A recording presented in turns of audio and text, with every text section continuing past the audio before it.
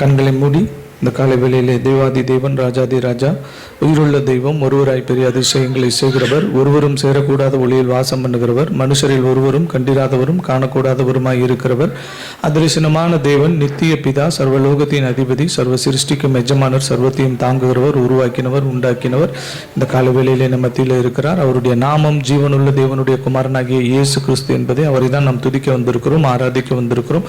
அவருடைய பரிசுத்த பிரசன்னத்திற்கு நேராக வந்திருக்கிறோம். ஒரு விஷயம் கூட அவரை நோக்கி பார்ப்போம். அப்பா, இந்த காலை வேளையிலே உம்முடைய சமூகத்தில் ஆண்டவரே உம்மை விசுவாசித்து உம்மை நம்பி ஆண்டவரே உம்மை ஆராதிக்க உம்மை தொழுது கொள்ள ஆண்டவரே உம்முடைய நாமத்தை சங்கீர்த்தனம் பண்ண நாங்கள் வந்திருக்கிறோம். இது ஒரு மனுஷனுடைய ஐக்கியத்திற்காகவோ ஒரு மனுஷனுடைய சத்தத்தை கேட்பதற்காகவோ அல்ல ராஜா.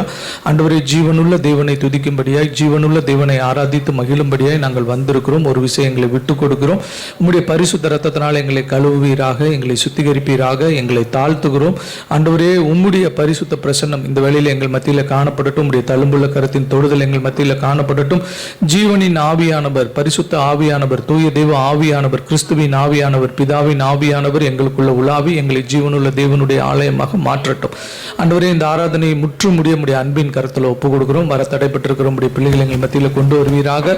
இந்த ஆராதனைக்கு விரோதமாய் கிரியை நடப்பிக்கிற எல்லா மனுஷீக எண்ணங்கள், ஆண்டவரே மனுஷீக தீமையான காரியங்கள் ஆண்டவரே ஒன்றும் செயல்பட முடியாதபடிக்கு, ஒரு கால்களும் இதற்கு விரோதமாய் எழும்பி வர முடியாதபடிக்கு தகப்பனை எங்களை சுற்றிலும் வேலி அடைப்பீராக. உடைய சட்டைகளின் நிலையில் எங்களை மறைத்துக் கொள்வீராக ராஜா. ஆண்டவரே உடைய ஆளுகை ஆண்டவரே நாங்கள் பார்க்கட்டும், உடைய தொடுதலை நாங்கள் உணர்ந்து கொள்ளட்டும்.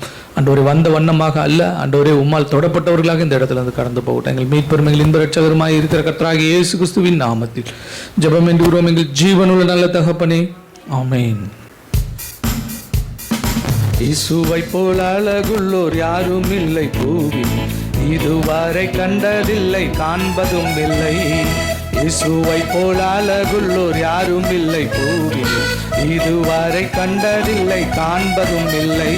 புராண அழகுள்ளவர் பூவில் எந்த வாழ்க்கை அதில் நீரே போதும், வேறே வேண்டாம் எந்த நண்பர் இயேசு.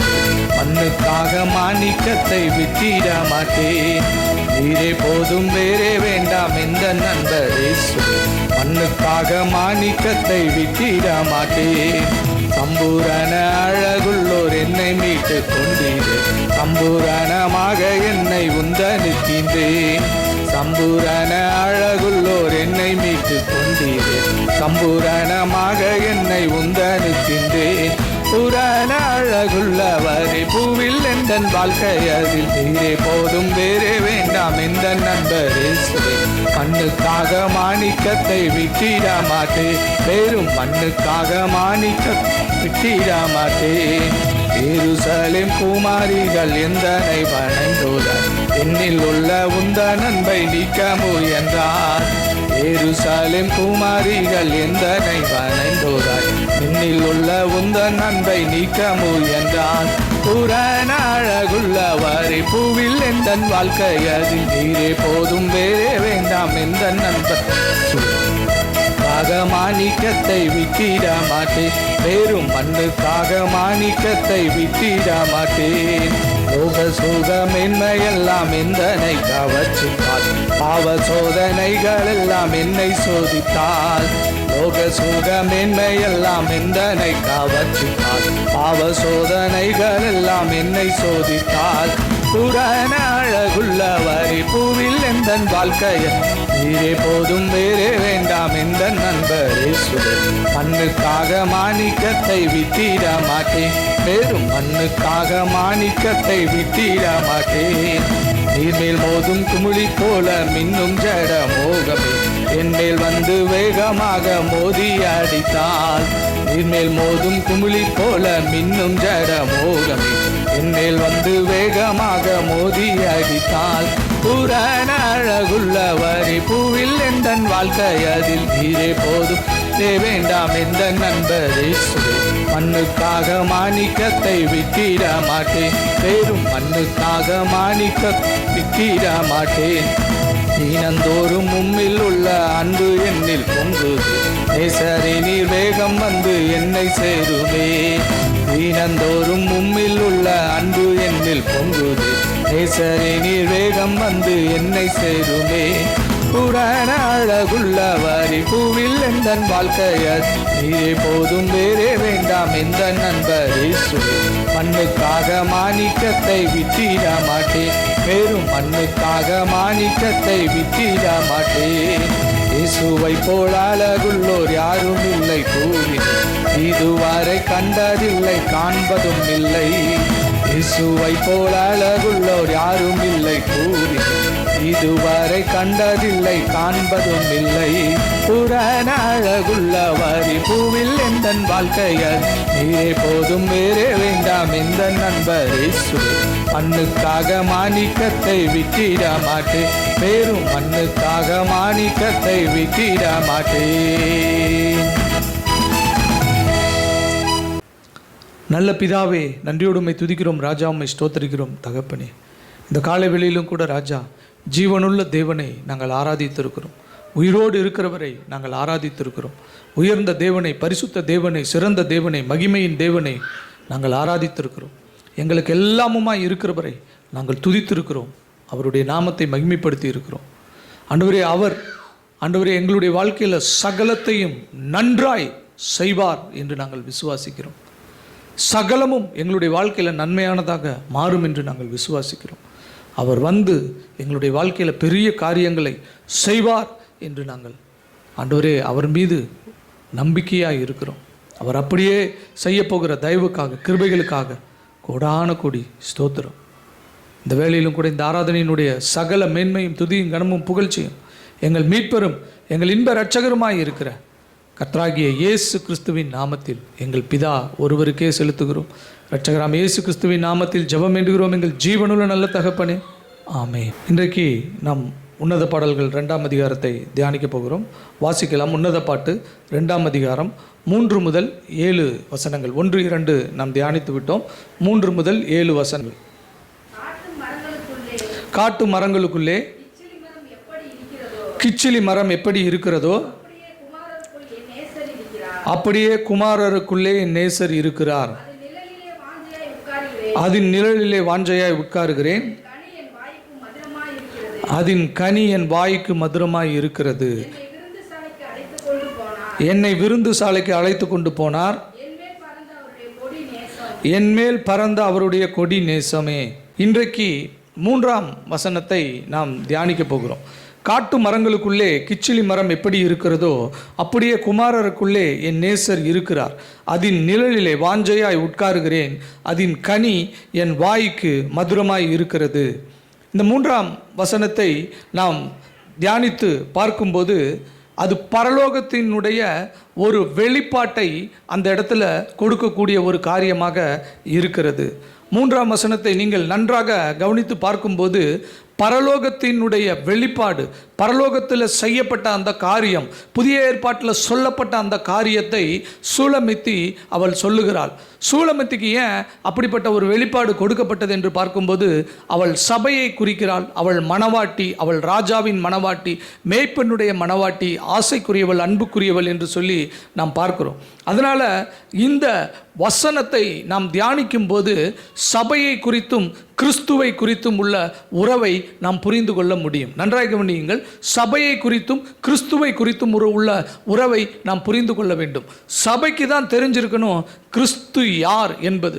கிறிஸ்து இந்த பூமியில் வந்து எனக்காக மரித்தார், ரத்தம் சிந்தினார், சிலுவையில் மரித்து 3ஆம் நாள் உயிரோடு எழுந்தார், இன்றைக்கு பரமேறி போய் பரலோகத்தில் பிதாவினுடைய வலது பரிசத்தில் வீற்றிருக்கிறார் என்கிறது மட்டும் நமக்கு போதுமான ஒரு அறிவு இல்லை.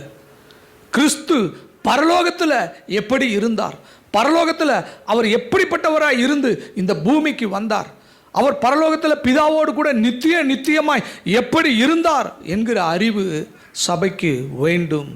அதுதான் இங்கே சூலமித்தி ரொம்ப அழகா அவள் காண்பித்து கொடுக்கிறாள். காட்டு மரங்களுக்குள்ளே கிச்சிலி மரம் எப்படி இருக்கிறதோ, கிச்சிலி மரம்னா வேற ஒன்றும் இல்லை, ஆப்பிள் மரம், ஆப்பிள் ட்ரீ. காட்டு மரங்களுக்குள்ளே கிச்சிலி மரம் எப்படி இருக்கிறதோ அப்படியே குமாரர்களுக்குள்ளே என் நேசர் இருக்கிறார்.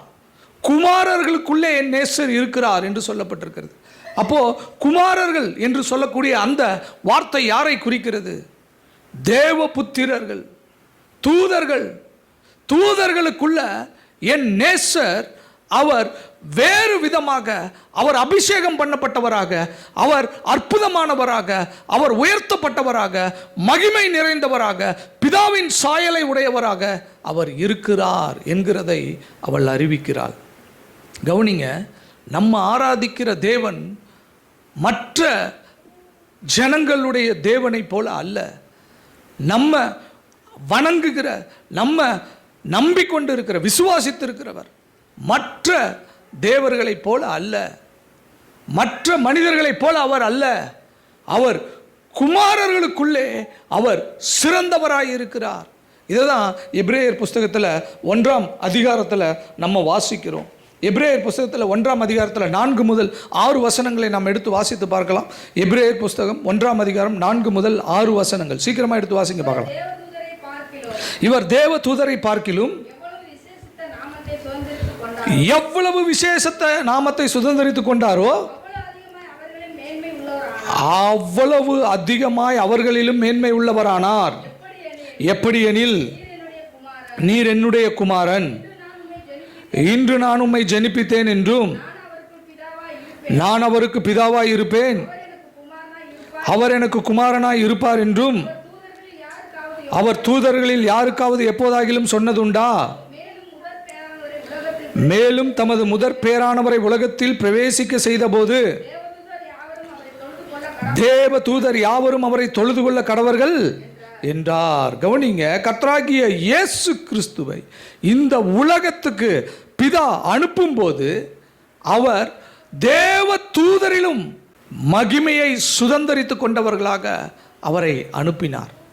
அது மட்டுமல்ல, தேவ தூதர்கள் எல்லாம் அவரை வணங்கும்படிக்கு, அவரை தொழுது கொள்ளும்படிக்கு அவருக்கு கனத்தையும் மகிமையும் அவர் கொடுத்தார். அவர் சிருஷ்டி அல்ல, அவர் சிருஷ்டி கர்த்தா. அவர் சகலத்துக்கும் முந்தினவர், எல்லா காரியத்திற்கும் முன்பாக அவர் இருந்தவர். அவர் பிதாவோடு அனாதையாய் என்றென்றைக்கும் இருந்தவர். அவரை யாரும் ஜெனிப்பிக்கல, யாரும் அவரை சிருஷ்டிக்கல, யாரும் அவரை உண்டாக்கவில்லை. அவர் நம்முடைய நேசர், நம்முடைய மணாளன். அவர் பிதாவோடு கூட அவர் இருந்தவர்.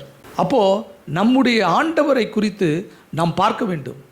சுலமித்தி பார்க்கிறாள், காட்டு மரங்களை பார்க்கிறாள், கிச்சிலி மரத்தை பார்க்கிறாள், குமாரர்களை பார்க்கிறார், நேசரை பார்க்கிறார். எல்லா மரமும் ஒன்று இல்லை, எல்லா மனிதர்களும் ஒன்று இல்லை. என் நேசர் எல்லாரை விட அவர் வேறு மாதிரியானவர், வித்தியாசமானவர்.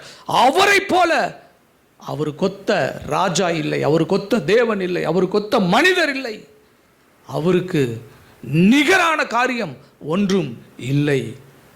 இதுதான் சபைக்கு இருக்கிற பிரிவிலேஜ். சபைக்கென்று பிரத்யோகமாக கொடுக்கப்பட்டிருக்கிற கணம் இதுதான், மகிமை இதுதான். ஏன் சபை அது விலையேற பெற்றதாக இருக்கிறது என்று பார்க்கும்போது, விலையேற பெற்றவர், நிகரே இல்லாதவர், ஒப்பில்லாதவர், மாசு இல்லாதவர் சபைக்கு தலையாய் இருக்கிறார். அவருடைய சரீரமாக சபை இருக்கிறது. அப்போ மணவாட்டி அதை பார்க்கும்போது அவளுக்கு வித்தியாசமாய் தெரிய வேண்டும். கிச்சிலி மரத்தை பார்க்கிறாள், அது வித்தியாசமாய் தெரிகிறது. குமாரர்களுக்குள்ளே, தேவ தூதர்களுக்குள்ளே, தேவ புத்திரருக்குள்ளே என் நேசரை பார்க்கிறேன், அவர் வித்தியாசமாய் இருக்கிறார். அவருக்கு ஒப்பானவர் இல்லை, அவருக்கு நிகரானவர் இல்லை. அப்போ நம்ம ஆராதிக்கிற தேவனுக்கு அப்படிப்பட்ட ஒரு மகிமை இருக்கிறது. அந்த மகிமையை மணவாட்டி அறிந்து கொள்ள வேண்டும். மணவாளனுடைய மகிமையை மணவாட்டி அறிந்து கொள்ளும் போது மட்டும்தான் மணவாளனுடைய மகிமை மணவாட்டியின் மேலே இறங்கும். ஏதோ 10-11 நான் கர்த்தரை ஆராதிக்கல, ஏதோ ஒரு காரியத்தோட சேர்த்து இவரையும் நான் வைக்கல. இவர் காட்டு மரங்களுக்குள்ளே கிச்சிலி மரம், இவர் குமாரர்களுக்குள்ளே இவர் வித்தியாசமானவர், குமாரர்களுக்குள்ளே இவர் வித்தியாசமானவர், இவர் வேறு மாதிரியானவர். இவருடைய வல்லமை வேறு, இவருடைய செய்கை வேறு, இவருடைய செயல் வேறு. இவர் அற்புதமாய் அற்புதமாய் இருக்கிறவர், அற்புதங்களை செய்கிறவர். அருமையான தேவனுடைய ஜனமே, இதை தான் அந்த 1ஆம் அதிகாரத்தில் அந்த இடத்துல அவர் தெளிவாய் காண்பித்து கொடுக்கிறார். அடுத்தது அங்கே அவ பார்க்கிறா, நேசர் என்று சொல்லுகிறாள், குமாரர்களுக்குள்ளே என் நேசரும் அப்படியே இருக்கிறார். தேவ தூதர்களே ரொம்ப அழகா இருப்பாங்க. பிசாசு நம்ம நினைக்கிற மாதிரி ஏதோ ஒரு கருப்பான உருவத்தோட 2 கொம்போட அப்படியெல்லாம் இல்லை. அவன் ரொம்ப அழகா இருந்தவன். தேவ தூதர்கள் எல்லாம் ரொம்ப அழகா இருப்பாங்களாம். ஆனால் அவர்களை விட நம்முடைய நேசர் சௌந்தரியம் உள்ளவர் என்று சொல்லி வேதம் சொல்லுகிறது. ஏசாயா சங்கீதம் 45ஆம் அதிகாரத்தில் நம்ம வாசித்து பார்க்கும்போது அங்கே கர்த்தராகிய இயேசு கிறிஸ்துனுடைய காரியங்கள் பூரா 45 கொடுக்கப்பட்டிருக்கிறது. சங்கீதம் 45 அதில் 2ஆம் வசனத்தை நீங்கள் எடுத்து வாசித்து பாருங்கள். சங்கீதம் 45:2 சீக்கிரமாக எடுத்து வாசிங்க. எல்லா மனுபுத்திரரிலும் நீர் மகா சௌந்தரியம் உள்ளவர், உம்முடைய உதடுகளில் அருள் பொழிகிறது, ஆகையால் தேவன் உம்மை என்றென்றைக்கும் ஆசீர்வதிக்கிறார். கவனிங்க, நம்முடைய கர்த்தராகிய இயேசு கிறிஸ்து எல்லா மனுபுத்திரரிலும் மகா சௌந்தரியம் உள்ளவராயிருந்தார். அவர் உதடுகளில் அருள் பொழிகிறது. அருள் என்று சொல்லக்கூடிய வார்த்தை கிரேசியஸ்னஸ் என்று ஆங்கிலத்தில் சொல்லப்பட்டிருக்கிறது. கிரேசியஸ்னஸ் என்று ஆங்கிலத்தில் சொல்லப்பட்டிருக்கிறது. அதனுடைய அர்த்தம் கிருபை, கருணை. அவர் மகா சௌந்தரியம் உள்ளவராயிருக்கிறார். அவர் மகா சௌந்தரியம் உள்ளவராயிருக்கிறார், மகா அழகுள்ளவராயிருக்கிறார். அவருடைய உதடுகளில் அருள் பொழிகிறது, கிருபை பொழிகிறது, கருணை பொழிகிறது. இயேசு குருடருடைய கண்களை தொட்டு உன் கண் திறக்கப்படுவதாக என்று சொன்னார், நீ பார்வை அடைவாயாக என்று சொன்னார். செவிடருடைய செவியை தொட்டு உன் செவிகள் திறக்கப்படுவதாக என்று சொன்னார். முடவனுடைய கையை பிடித்து அவனை தூக்கிவிட்டு எழுந்து நட என்று சொன்னார். மரித்தோரை தொட்டு ஜீவனை கொண்டு வந்தார். சிறு பெண்ணை எழுந்திரு என்று சொன்னார்.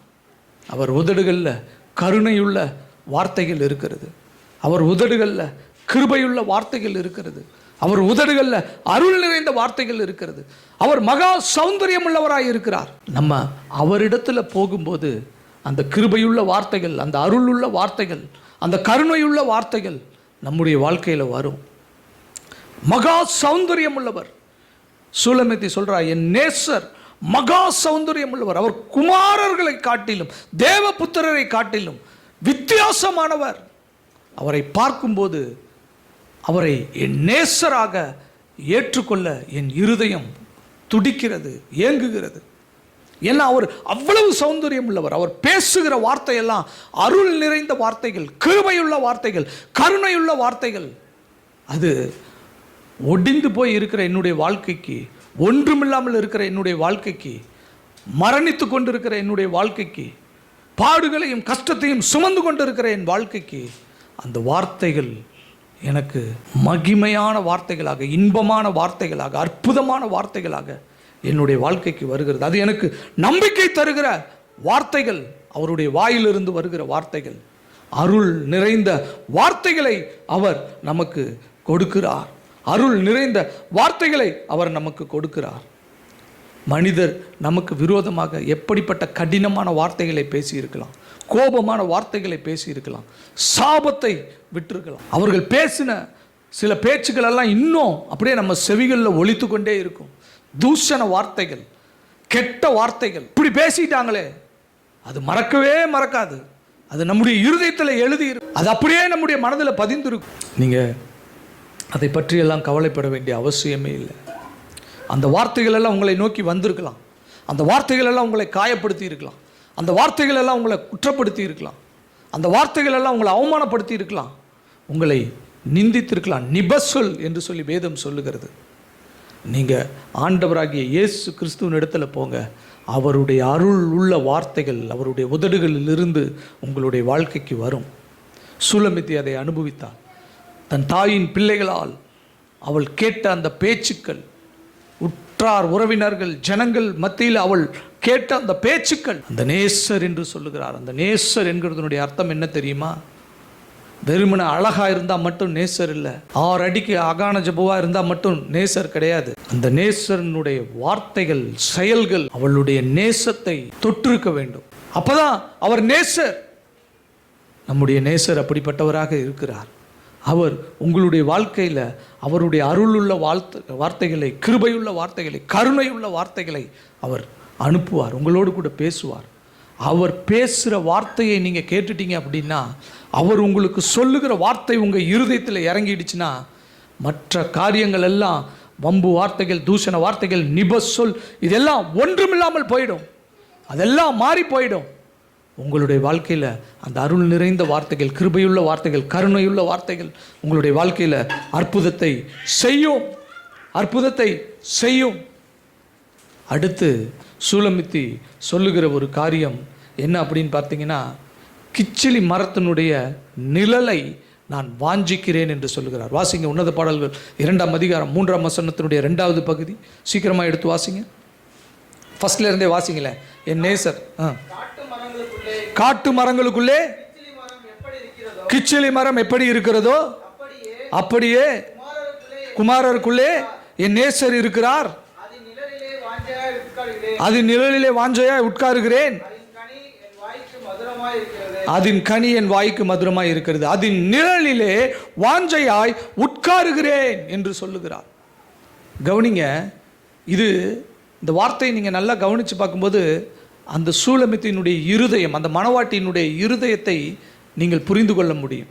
அவள் சொல்கிறா, அது நிழலில் சும்மா உட்காரல, வாஞ்சையாய் உட்காருகிறேன் என்று சொல்லுகிறாள். ஏன் அவள் அதன் நிழலில் வாஞ்சையாய் உட்காருகிறேன்னு சொல்கிறா தெரியுமா? ஏன்னா அவளுக்கு தான் அந்த நிழலினுடைய அருமை தெரியும். உன்னத பாடல்கள் 1ஆம் அதிகாரம் 6ஆம் வசனத்தில் நம்ம வாசித்து பார்க்கும்போது, 5-6லேருந்தே சொல்லப்பட்டிருக்கிறது. வாசித்து பார்க்கும்போது, வெயில் என்மேல் பட்டது என்று சொல்லி அவள் சொல்லுகிறாள். வெயில் என்மேல் பட்டது, நான் கருப்பாய் இருக்கிறேன். ஏன் தெரியுமா? வெயில் என்மேல் பட்டது. இப்போ அவ அந்த வெயிலின் உஷ்ணத்தை அனுபவித்து, அந்த வெயிலின் தாக்கத்தை அனுபவித்து, அந்த வெயிலின் கொடூரத்தை, கஷ்டத்தை அனுபவித்து, ஒரு நிழலுக்காக அவ வாஞ்சித்து கதறி, எங்கேயாவது நிழல் இருக்காதா, நான் போய் உட்கார மாட்டேனா, அந்த நிழலில் போய் நான் தங்க மாட்டேனா, எங்கேயாவது எனக்கு ஒரு நிழல் இருக்காதா அப்படின்னு சொல்லி ஏங்கி இருந்த நாட்கள் உண்டு அவளுடைய வாழ்க்கையில். அது எத்தனை நாள்னு பார்க்கும்போது அவளுடைய சரீரத்தையே அந்த வெயில் மாற்றி போட்டது. சொல்றா, நான் கருப்பாக இருக்கிறேன், நான் கருப்பாக இல்லை, இப்போ நான் கருப்பாக இருக்கிறேன். ஏன் நான் கருப்பாக இருக்கிறேன்? வெயில் என் மேல் பட்டது. அவள் சரீரத்தையே அந்த வெயில் உருக்குலைத்து போட்டது.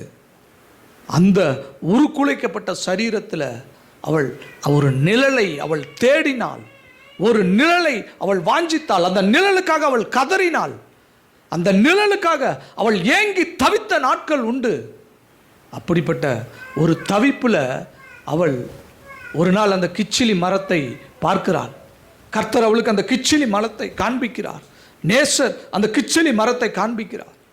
அப்போ சூலமித்தினுடைய இருதயம் அப்படியே மகிழ்ச்சியில் பொங்குகிறது.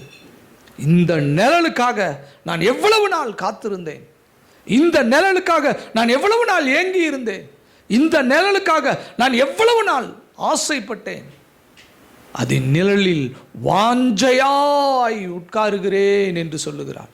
அருமையான தேவனுடைய ஜனமே, பாருங்க, அவளுடைய இருதயத்தினுடைய ஏக்கத்தினுடைய வெளிப்பாடு. அதன் நிழல்ல நான் ஆசையாய் உட்காருகிறேன். அந்த நிழல் அவளுக்கு அவ்வளவு ஒரு வாஞ்சையான நிழலாய் இருந்தது. இந்த நாள்லையும் கூட நம்முடைய வாழ்க்கையில் இப்படிப்பட்ட ஒரு காரியத்தை நாம் எப்படி வாஞ்சித்திருப்போம்? வெயில் அலைஞ்சவனுக்கு தான் நிழலோட அருமை தெரியும்னு சொல்லுவாங்க. நம்முடைய வாழ்க்கையில் இப்படிப்பட்ட ஒரு காரியத்திற்காக நாம் எப்படி வாஞ்சித்திருப்போம்? அது வேற எங்கேயும் கிடைக்காது. அது ஆண்டவராகிய இயேசு கிறிஸ்துவின் இடத்துல மட்டும்தான் கிடைக்கும். அவர் தான் நான் உங்களுக்கு இளைப்பாறுதல் தருவேன் என்று சொல்லி அவர் அழைக்கிறவராக இருக்கிறார். பாரத்தோடு வருத்தப்பட்டு பாரத்தை சுமந்து கொண்டு இருக்கிற நீங்கள் எல்லோரும் என்னிடத்தில் வாருங்கள், நான் உங்களுக்கு இளைப்பாறுதல் தருவேன் என்று சொல்லுகிறார். அங்கே அவர்கிட்ட போகும்போது அந்த உஷ்ணத்திற்கு, அந்த வெப்பத்திற்கு, அந்த சூட்டுக்கு, அந்த கடினமான காரியத்திற்கு, அந்த பாரத்திற்கு ஒரு இளைப்பாறுதல் உங்களுக்கும் எனக்கும் கிடைக்கும். பாருங்க, சபையை எவ்வளவு அழகாய் சூலமித்தி வெளிப்படுத்தி காண்பிக்கிறாள். மணவாட்டியை எவ்வளவு அழகாய் அவள் வெளிப்படுத்தி காண்பிக்கிறாள். கிச்சிலி மரத்தை பார்க்கிறாள். அது விசேஷித்த மரமாய் இருக்கிறது. காட்டு மரங்களுக்குள்ளே அது நிழல்ல போய் உட்காருகிறார், வாஞ்சிக்கிறாள். அதில் நிழல்ல போய் தங்கிறதுக்கு அவர் வாஞ்சிக்கிறாள். அவள் வாஞ்சித்து அந்த நிழல்ல அவள் அமர்ந்திருக்கிறாள். அருமையான தேவனுடைய ஜனமே, வெயிலுக்கு ஒதுங்கும் நிழலாகவும் வறட்சியான இடத்தில் உள்ள இடங்கள்ல உஷ்ணத்திற்காக வாட்டி வதைக்கிற வெயிலுக்காக ஒரு நிழல் நமக்கு கொடுக்கப்பட்டிருக்கிறது.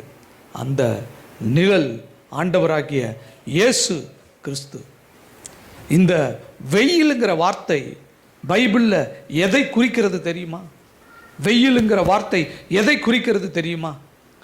அந்நியரின் மும்மரத்தையும் பலவந்தரின் ஆரவாரத்தையும் குறிக்கிறது. அந்நியரின் மும்மரத்தையும் பலவந்தரின் ஆரவாரத்தையும் வெயில் குறிக்கிறது. அந்நியரின் மும்முரம் அப்படின்னா என்ன அர்த்தம் தெரியுமா? பலவந்தரின் ஆரவாரம் அப்படின்னா என்ன அர்த்தம் தெரியுமா? சூலமித்தி அவள் மேற்கொள்ள முடியாத பலவான்களுடைய கைகளில் அகப்பட்டாள். அவளுடைய தாயின் பிள்ளைகள் அவளை அடித்து நொறுக்கினார்கள், மும்முரமாய் அடித்தார்கள்.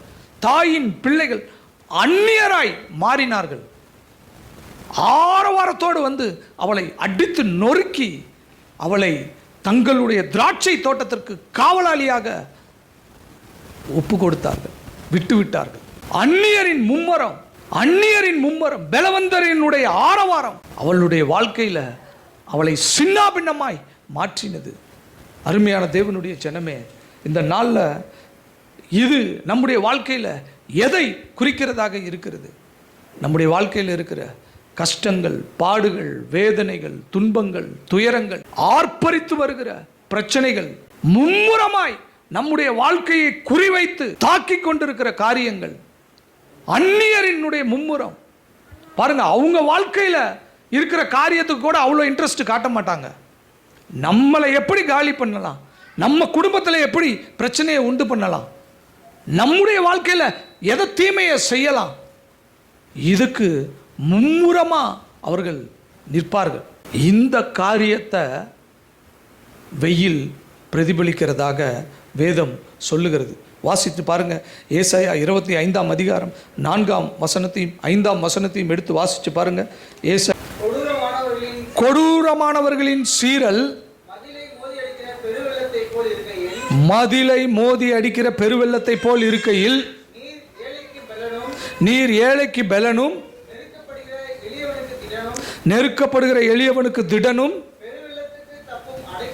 பெருவெள்ளத்துக்கு தப்பும் அடைக்கலமும் வெயிலுக்கு ஒதுங்கும் நிழலுமானீர். வறட்சியான இடத்தின் காங்கை மேகத்தினால் தணிவது போல் அந்நியரின் மும்மரத்தை தனிய பண்ணுவீர். மேகத்தின் நிழலினால் வெயில் தணிகிறது போல பலவந்தரின் ஆரவாரம் தனியும். கவனிங்க, வறட்சியான இடத்தின் காங்கை மேகத்தினால் தணிவது போல அந்நியரின் மும்மரத்தை தனிய பண்ணுவீர்.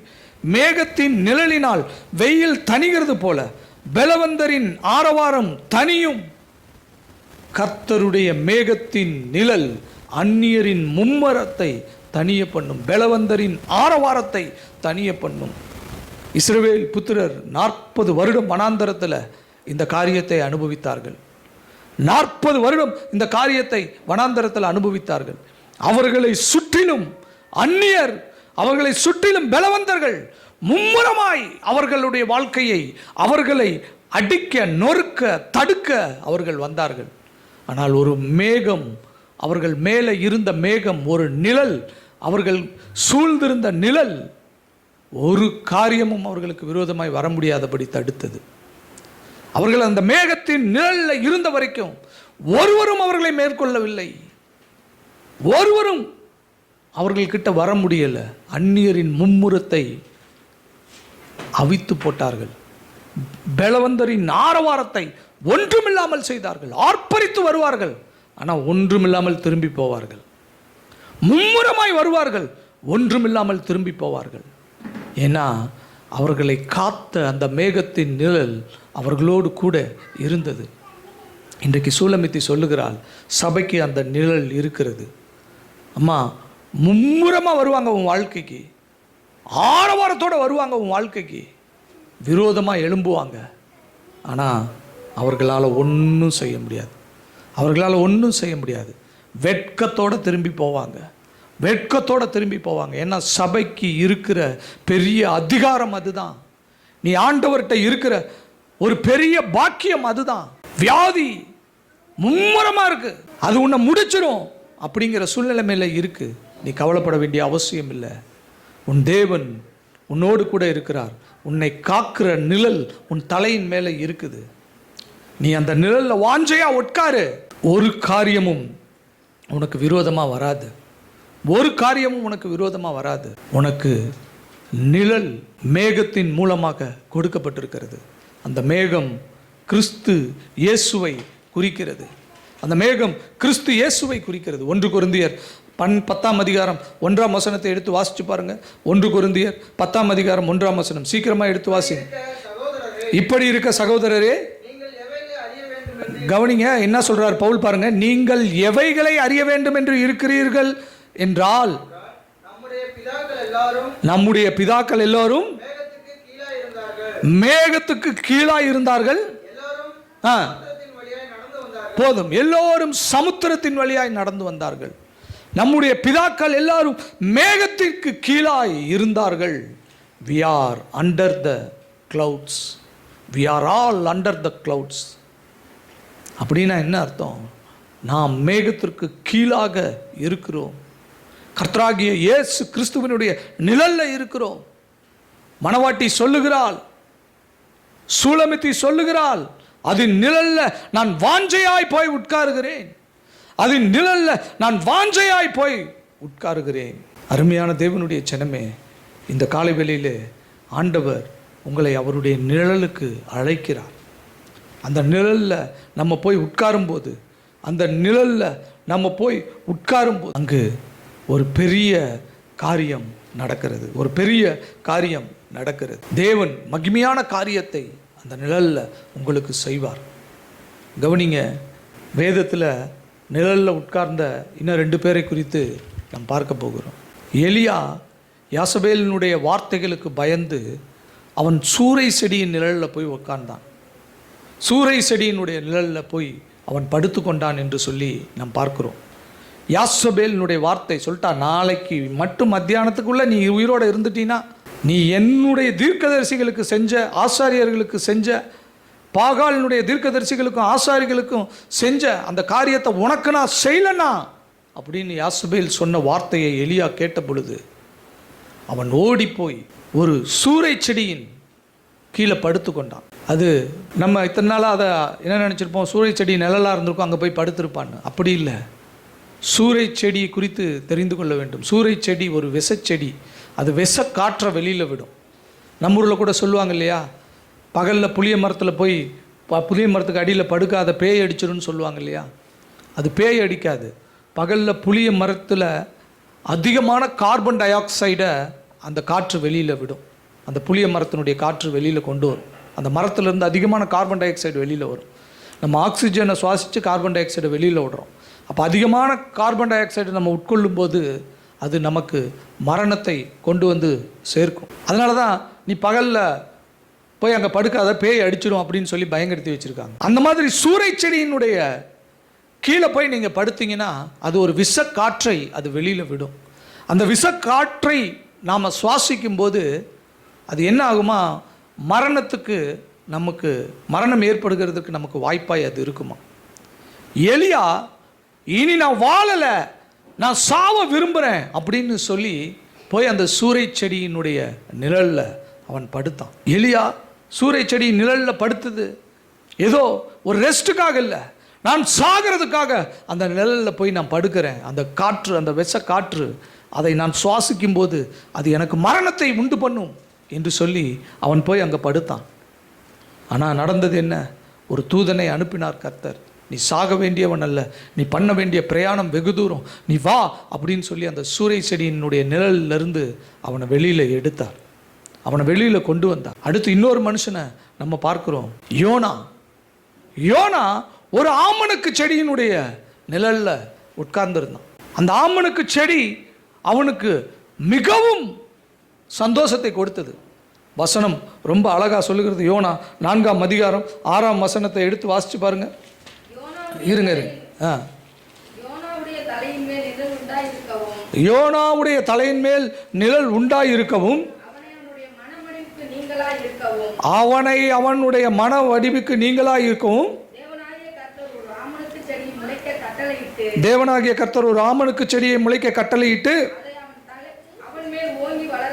அதை அவன் மேல் ஓங்கி வளர பண்ணினார். அந்த ஆமணக்கின் மேல் யோனா மிகவும் சந்தோஷப்பட்டான். மறுநாளிலே கிழக்கு வெளுக்கும் நேரத்தில் தேவன் ஒரு பூச்சியை கட்டளையிட்டார். அது ஆமணக்கு செடியை அவித்து போட்டது. அதனால் அது காய்ந்து போயிற்று. 8 கட்டளையிட்டார். அப்பொழுது வெயில் யோனாவுடைய தலையின் மேல் படுகிறதினால் அவன் சோர்ந்து போய் தனக்குள்ளே சாவை விரும்பி, நான் உயிரோடு இருக்கிறதை பார்க்கிலும் சாகிறது நலமாயிருக்கும் என்றான். பாருங்க, அந்த ஆமணக்கு செடியின் நிமித்தம் யோனா மிகவும் சந்தோஷப்பட்டான் என்று சொல்லி பார்க்கிறோம். அந்த நிழல் அவனுக்கு அவ்வளவு அருமையா இருந்தது. ஆனா ஆண்டவர் என்ன செஞ்சார் தெரியுமா? அந்த ஆமணக்கு செடியை ஒரு பூச்சியை கொண்டு அரித்து போட்டார். யோனாக்கு பயங்கர கடுப்பு. அந்த நிழல் கொடுத்த அந்த ஆமணக்கு செடி போயிடுச்சுன உடனே அவன் தனக்குள்ளே சாவை விரும்பினான் என்று சொல்லி பார்க்கிறோம். தனக்குள்ளே சாவை விரும்பினான் என்று சொல்லி பார்க்கிறோம். அருமையான தேவனுடைய ஜனமே, உங்க வாழ்க்கையில் சில நாள் தேவன் ஒரு சில நிழலை அனுமதிச்சிருப்பார். அந்த நிழல் உண்மையாலுமே உங்களுக்கு சந்தோஷத்தை கொடுத்துருக்கும். உண்மையாலுமே உங்களுக்கு அது ஆதரவாக இருந்திருக்கும். சில பேரினுடைய உறவுகள், சில பேரினுடைய உதவிகள் உங்களுக்கு உண்மையாலுமே ஆறுதலாக இருந்திருக்கும். இவ்வளவு நாள் அவங்க கொடுத்தாங்க, இவ்வளவு நாள் அவங்க செஞ்சாங்க, இவ்வளவு நாள் அவங்க பார்த்துக்கிட்டாங்க, ஏதோ அப்பப்போ எனக்கு கொஞ்சம் உதவி செஞ்சுக்கிட்டு இருந்தாங்க. ரொம்ப நாளைக்கு ஆண்டவர் அந்த உதவியை உங்கள் மேலே வச்சிருக்க மாட்டார். ஏன்னா அந்த உதவியிலேயே நீங்கள் வாழ்ந்து முடித்தர முடியாது. அதை தாண்டி ஆண்டவர் உங்களுக்கு வேற ஒரு காரியத்தை ஆயத்தம் பண்ணி வைத்திருக்கிறார். அதனால் அந்த நிழலை அவர் எடுத்து போடுவார். அந்த நிழலை எடுக்கும்போது யோனாவுக்கு எப்படி இருந்துச்சான்? அந்த மன கசப்பாய் இருந்தது. அவன் தனக்குள்ளே சாவை விரும்பினான் என்று சொல்லி பார்க்கிறோம். சூறை செடியில் படுத்திருந்தவனும் சாவை விரும்பினான். ஆமணக்கு செடியின் கீழே படுத்திருந்தவனும் சாவை விரும்பினான். ஆனால் சாவை ஜெயித்த ஆண்டவராகிய இயேசு கிறிஸ்துவினுடைய நிழல்ல ஒருத்தி வாஞ்சிக்கிறாள். அவள் சாவை விரும்பல. அந்த கிச்சிலி மரத்தின் கனியை அவள் புசித்தாள். அந்த கிச்சிலி மரத்தினுடைய கனியை அவள் புசித்தாள். அருமையான தேவனுடைய ஜனமே, இந்த காலை வேளையில் உலகத்தில் சூறை செடியினுடைய நிழல் இருக்குது. அதில் போய் நீங்கள் தஞ்சம் அடைஞ்சிங்கன்னா அது கொஞ்சம் கொஞ்சமாக உங்களை உயிரை எடுக்கக்கூடிய நச்சாய் அது இருக்கும். ஆமனுக்கு செடியினுடைய நிழல் இருக்குது. நீங்கள் நினைப்பீங்க இது ரொம்ப நிழல் அப்படின்னு சொல்லி போய் அங்கே இருப்பீங்க. அது நிழல் இல்லை. அது இன்னைக்கு நிழலாக இருக்கும், நாளைக்கு பார்த்தீங்கன்னா அது மொட்டையாயிடும். இந்த செடி நாளைக்கு ஒன்றும் இல்லாமல் போயிடுமா? ஒரு நாளில் முளைச்சிச்சு, ஒரே நாளில் காலி ஆயிடுச்சு. இப்போ வெயில் ஏறினது, உஷ்ணமான கீழ்காற்று வருகிறது, அது அவன் மேலே மோதுகிறது. அவன் தனக்குள்ள சாவை விரும்புகிறான். நீங்க உலகத்தில் நிழலை தேட தேட தேட தேட, உலகத்தில் ஆதரவை தேட தேட, உதவியை தேட தேட, உலகத்தில் எல்லா ஒத்தாசையும் தேட தேட சாவை நீங்க விரும்புவீங்க.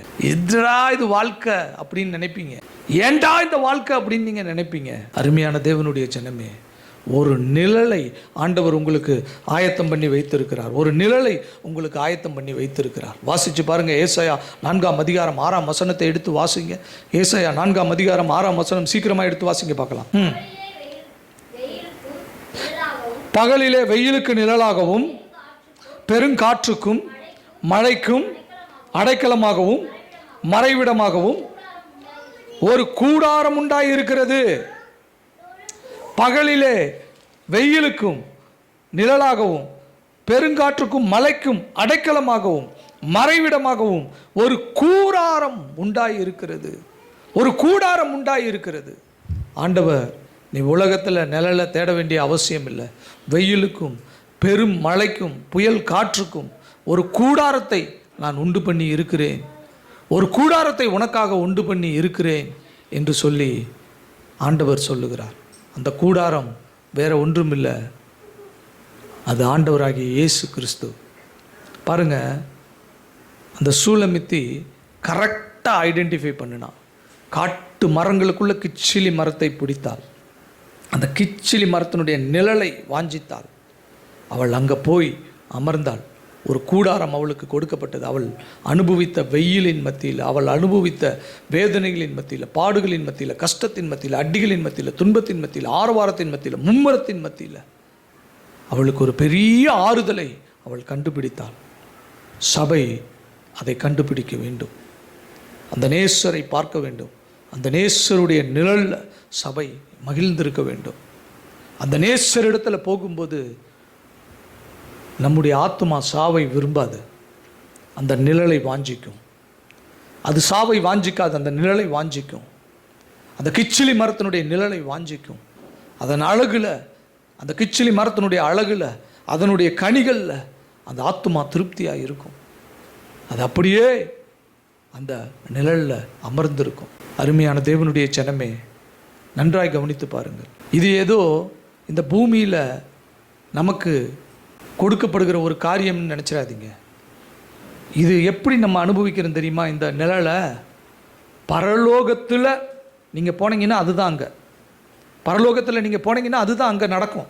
வாசித்து பாருங்கள். வெளிப்படுத்தின விசேஷம் 7ஆம் அதிகாரம் 14ஆம் வசனத்தை எடுத்து வாசிங்க. வெளிப்படுத்தின விசேஷம் 7ஆம் அதிகாரம் 14ஆம் வசனம். இவர்கள் இனி பசி அடைவதும் இல்லை, இனி துக்கம் அடைவதும் இல்லை, வெயிலாவது இவர்கள் மேல் படுவதும் இல்லை. இவர்கள் இனி பசி அடைவதும் இல்லை, இனி தாகம் அடைவதும் இல்லை, வெயிலாவது உஷ்ணமாவது இவர்கள் மேல் படுவதும் இல்லை. இது எங்கே சொல்கிறாரு? பரலோகத்தில் சொல்கிறாரு. பரலோகத்தில் இருக்கிற காரியத்தை தான் அவர் இங்கே பூமியில் செய்ய விரும்புகிறார். சுருங்க சொன்னால் பரலோகத்தை நீங்கள் இந்த பூமியில் அனுபவிக்கணும்னு விரும்புகிறார். அது வேறு எங்கெங்கே கிடைக்கும்? கிறிஸ்துவின் நிழலில் மட்டும்தான் அதை நீங்கள் அனுபவிக்க முடியும். கிறிஸ்துவின் நிழலில் மட்டும்தான் அதை நீங்கள் அனுபவிக்க முடியும். அதனால தான் சூலமித்தி கிறிஸ்துவின் நிழலை அவள் வாஞ்சித்தாள். பகலின் வெயிலுக்கு நிழலாகவும், பெருங்காற்றுக்கும் மழைக்கும் அடைக்கலமாகவும், மறைவிடமாகவும் ஒரு கூடாரத்தை நமக்கு உண்டு பண்ணி இருக்கிறார். நமக்கு அப்படிப்பட்ட அடைக்கலமாக, மறைவிடமாக நம்முடைய கர்த்தராகிய இயேசு கிறிஸ்து இருக்கிறார். சூலமித்தி கிறிஸ்துவின் நிழலை வாஞ்சித்தாள். மணவாட்டி சபை கர்த்தராகிய இயேசு கிறிஸ்துவின் நிழல்ல வாஞ்சித்து போய் தங்க வேண்டும். கர்த்தராகிய இயேசு கிறிஸ்துவின் இடத்துல அமர்ந்திருக்க வேண்டும். அவருடைய நிழல்ல இருக்க வேண்டும். அந்த மேகத்தின் நிழல்ல சபை இருக்க வேண்டும். அப்படி இருக்கும்போது பரலோகத்தில் சொல்லப்பட்ட காரியம் என்ன? இனி அவர்கள் பசி அடைவதில்லை. ஏன்? பசிக்கும் போதெல்லாம் பழம் கீழே விழுவும், எடுத்து சாப்பிடுவா. இனி அவர்கள் பசி அடைவதில்லை, தாகம் அடைவதில்லை, வெயிலாகிலும் உஷ்ணமாகிலும் இவர்கள் மேல் படுவது இல்லை. ஏன்னா அவர்கள் யாருடைய நிழலில் இருக்கிறாங்க தெரியுமா? கிறிஸ்துவின் நிழலில் இருக்கிறாங்க. மேற்கு தொடர்ச்சி மலையில் அலங்காடு என்று சொல்லுவார்கள், டீப் ஃபாரஸ்ட் என்று சொல்லுவார்கள். கொட்டுன்னு மழை கொட்டினா கூட ஒரு சொட்டு தண்ணி கீழே இறங்காது. எவ்வளவு வெயில் அடித்தாலும் ஒரு சின்ன வெளிச்சம் கூட அந்த இடத்துக்கு வராது. அப்படிப்பட்ட காடு, அடர்த்தியான காடு, அலங்காடு என்று சொல்லுவார்கள். அப்படிப்பட்ட ஒரு காரியம் நமக்கு மேலே இருக்கிறது. பெருவெள்ளமா, புயல் காற்றா, பெருங்காற்றா, வெயிலா, உஷ்ணமா, ஒன்றும் உங்கள் மேலே படாது. அது பரலோகத்தில் இல்லைங்க, இங்கேயே கிறிஸ்துவின் நிழல் அப்படி தான் இருக்குது. அதை தான் சபை அனுபவிக்க வேண்டும். சபைக்கு நீங்கள் வருகிறதுனுடைய நோக்கம் அதற்காக தான். ஆண்டவர் உங்களை அழைத்திருக்கிறதுனுடைய நோக்கம் அதற்காக தான். இப்போது இந்த 3ஆம் வசனம் கிளியராக உங்களுக்கு புரிந்திருக்கும். அதில் பார்த்தோம், அந்த கிச்சிலி மரம் காட்டு மரங்களுக்குள்ளே விசேஷித்ததாக இருக்கிறது. நேசர் குமாரர்களுக்குள்ளே விசேஷித்தவராக இருக்கிறார். அதனுடைய நிழலை நான் வாஞ்சிக்கிறேன். அந்த நிழல், அங்கே வெயில், அந்த காரியங்கள் எல்லாம் என்ன அப்படின்னு சொல்லி நம்ம பார்த்துருக்கிறோம். தொடர்ந்து இந்த 3 முதல் 7 வசனங்களை நீங்கள் தியானித்து கொண்டே இருங்கள். மேன்மையான சத்தியத்தை ஆண்டவர் உங்களுக்கு வெளிப்படுத்துவார். இருக்கிற இடத்துல கண்களை மூடி, ஆண்டவர் இன்றைக்கு நம்மோடு கூட அவர் பேசி இருக்கிறார். நம்மோடு கூட அவர் பேசி இருக்கிறார். நம்மோடு கூட அவர் பேசி இருக்கிறார். வெயிலுக்கு ஒதுங்கும் நிழலாய் அவர் இருக்கிறார். வெயில்னால் பாடுபட்டு கொண்டு இருக்கிறீர்களா? வெயில்னால், உஷ்ணத்தினால கஷ்டப்பட்டு கொண்டு இருக்கிறீர்களா? அந்த உஷ்ண காற்று உங்கள் மேல் படுகிறதின் நிமித்தம் சாவை விரும்புகிறீர்களா? பிரச்சனைகளின் மத்தியில், சூழ்நிலைமையின் மத்தியில், கொடுமையான காரியங்களின் மத்தியில், மும்முரமாய் வருகிற அந்நியர்களின் மத்தியில், ஆரவாரத்தோடு வருகிற பலவந்தர்களின் மத்தியில் வாழ்ந்து கொண்டு இருக்கிறீர்களா? காரணமே இல்லாமல் உங்களுடைய வாழ்க்கையை கெடுக்க நினைக்கிறார்களா? உங்கள் சந்தோஷத்தை கெடுக்க நினைக்கிறார்களா? உங்களுக்கு கண்ணீரையும் கஷ்டத்தையும் கொண்டு வருகிறார்களா? உங்கள் பாடுகள் மத்தியில், வேதனைகளின் மத்தியில் அவர்கள் மகிழ்ந்து கொண்டு இருக்கிறார்களா? நீங்கள் சிறுமைப்படணும், நீங்கள் தாழ்ந்து போகணும், நீங்கள் ஒன்றுமில்லாமல் போகணும், உங்கள் பிள்ளை குட்டிங்கெல்லாம் ஒன்றுமில்லாமல் இருக்கணும் அப்படின்னு நினைக்கிறாங்களா? நீங்கள் எழும்ப முடியாதபடிக்கு தடையாக காரியங்கள் இருக்கிறதா? ஒரே ஒரு காரியம்தான் நீங்கள் சிந்திக்க வேண்டியது. நான் சூறை செடியின் நிழலில் இருக்கிறேனா? நான் ஆமணக்கு செடியின் நிழலில் இருக்கிறேனா? இங்கே இருந்தால் இதுதான் காரியம். இதை விட்டுட்டு நான் கிறிஸ்துவின் நிழலுக்கு போகணும், நான் கிறிஸ்துவின் நிழலுக்கு போகணும், கிச்சிலி மரத்தினுடைய நிழலுக்கு நான் போகணும். சூலமித்தி அவள் வாழ்க்கையில் இருந்த பல பாடுகள், கஷ்டங்கள், வேதனைகள், அடிகள், துன்பங்கள், துயரங்கள், கைவிடப்பட்ட நிலைமை, அனாதையாக்கப்பட்ட நிலைமை, சரீரம் ஒடுக்குழிந்த நிலைமை, அழிந்து போன நிலைமை, இப்போது வாஞ்சையாய் அந்த கிச்சிலி மரத்தின் நிழலுக்கு வருகிறாள். அந்த கிச்சிலி மரத்தின் நிழலில் வந்து அமருகிறாள். அவ்வளோ பெரிய சந்தோஷம் அவளுடைய இருதயத்திற்கு, அவ்வளோ பெரிய மகிழ்ச்சி. ஐயோ, எவ்வளவு பாடு, எவ்வளவு கஷ்டம், எவ்வளவு வேதனை, எவ்வளவு கொடுமை, இப்போ எவ்வளவு மகிமையான ஆறுதல், இளைப்பாறுதல், எவ்வளவு மகிமையான இளைப்பாறுதல். அப்படிப்பட்ட ஒரு இளைப்பாறுதலை நம் நேசரை தவிர யாராலும் கொடுக்க முடியாது. உங்களுடைய வாழ்க்கையில் அப்படிப்பட்ட ஒரு இளைப்பாறுதல் உங்களுடைய நேசர், என்னுடைய நேசர், நம்முடைய ஆத்தும மணாளன், ஜீவனுள்ள தேவனுடைய குமாரனாகிய இயேசு கிறிஸ்துவை தவிர வேறு ஒருவராலும் கொடுக்க முடியாது. வேறு ஒருவராலும் கொடுக்க முடியாது. அதனால் அவர் நிழலுக்கு வாங்க, அவரிடத்தில் வாங்க, அவரிடத்தில் தாகம் தீர்க்கப்படுங்க, அவரிடத்தில் இளைப்பாருங்க, களைப்பாருங்க, பசியாருங்க. அவர் பெரிய காரியங்களை உங்களுடைய வாழ்க்கையில் செய்வார். பெரிய காரியங்களை உங்களுடைய வாழ்க்கையில் செய்வார். உங்களை கைவிடவே மாட்டார். உங்களை கைவிடவே மாட்டார். ஒரு நாள் உங்களை கைவிட மாட்டார். உங்கள் கண்ணீருக்கு பதில் உண்டு, உங்கள் வெட்கத்திற்கு பதில் உண்டு, உங்கள் பாடுகளுக்கு பதில் உண்டு, உங்கள் பிரச்சனைகளுக்கு பதில் உண்டு, உங்கள் சூழ்நிலைமைகளுக்கு பதில் உண்டு. தேவன் உங்களுக்காக இறங்கி நியாயம் செய்கிறதை நீங்கள் பார்ப்பீர்கள். ஒரு மேகம் உங்களுக்கு நிழலாய் இருக்கிறதை நீங்கள் பார்ப்பீர்கள். கவலைப்படாதீங்க, கவலைப்படாதீங்க, எதை குறித்தும் கவலைப்படாதீங்க. வியாதியா, கஷ்டமா, துன்பமா, நேசரே, இயேசுவே, என் ஆத்தும மணாளனே, உம்முடைய மனவாட்டியை பாரும்னு சொல்லுங்கள். உம்முடைய நிழலில் வந்திருக்கிற உம்முடைய மனவாட்டியை பாரும் என்று சொல்லுங்கள். அது அவருடைய உள்ளத்தை உடைக்கும். மகா சௌந்தரியமுள்ள தேவன் கருணையுள்ள வார்த்தைகளை உங்களுக்காக பேசுவார். அருள் நிறைந்த வார்த்தைகளை உங்களுக்காக பேசுவார். கிருபையுள்ள வார்த்தைகளை உங்களுக்காக அவருடைய வார்த்தைகள் உங்களுடைய வாழ்க்கைக்குள்ளே வரும்போது அது வெறுமையாக இருக்காது. அது அற்புதத்தை செய்யும், அது அற்புதத்தை செய்யும். உங்களை ஆதரிக்கிற உங்கள் நேசர் உங்களோடு கூட இருக்கிறார். அப்படியே கண்களை மூடுவோம், அந்த நேசரை நோக்கி பார்ப்போம். நல்ல பிதாவே, நன்றியோடு உம்மை துதிக்கிறோம் ராஜா, உம்மை ஸ்தோத்தரிக்கிறோம் அப்பா. நேற்றும் இன்றும் இன்றும் மாறாதெங்கள் நல்ல தெய்வமே, உம்மை துதிக்கிறோம் ராஜா, உம்மை ஸ்தோத்தரிக்கிறோம் அப்பா. ஆண்டவரே, வெயிலுக்கு ஒதுங்கும் நிழலாக நீர் இருக்கிறீர். எவ்வளவோ பாடுகள் பட்டோம், சோர்ந்து போயிருக்கிறோம், களைத்து போயிருக்கிறோம், வியாதியஸ்தர்களாக இருக்கிறோம். ஆண்டவரே, பலன் இல்லாமல் இருக்கிறோம், கடன்பட்டவர்களாக இருக்கிறோம், சிக்குண்டவர்களாக இருக்கிறோம், அடிக்கப்பட்டவர்களாக இருக்கிறோம், கண்ணீரோடு, வேதனையோடு, காயங்களோடு நிற்கிறோம். தகப்பனே, உம்முடைய நிழலை வாஞ்சிக்கிறோம், உம்முடைய நிழலை வாஞ்சிக்கிறோம், உம்முடைய நிழலில் வருகிறோம். ஒரு மேக ஸ்தம்பத்தினுடைய நிழல் ஆண்டவரே, இந்த காலை வேளையிலே நாங்கள் கண்டடைந்திருக்கிறோம். உம்முடைய சபை அந்த நிழலுக்குள்ளே வருகிறது.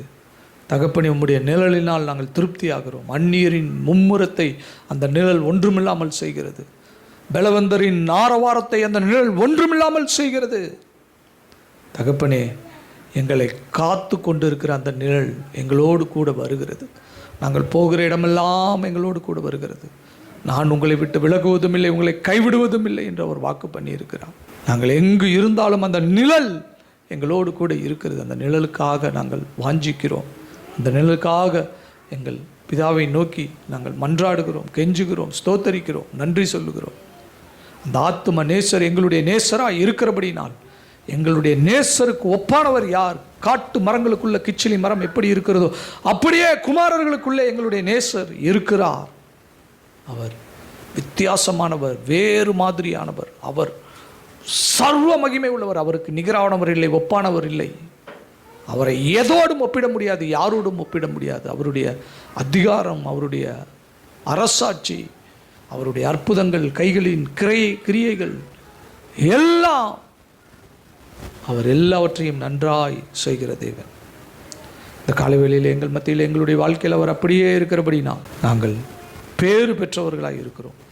வந்து இந்த சத்தியத்தை கேட்டதால் நம்முடைய பிள்ளைகள் இப்படிப்பட்ட ஆசீர்வாதத்தினால் அவர்கள் ஆசீர்வதிக்கப்படட்டும்.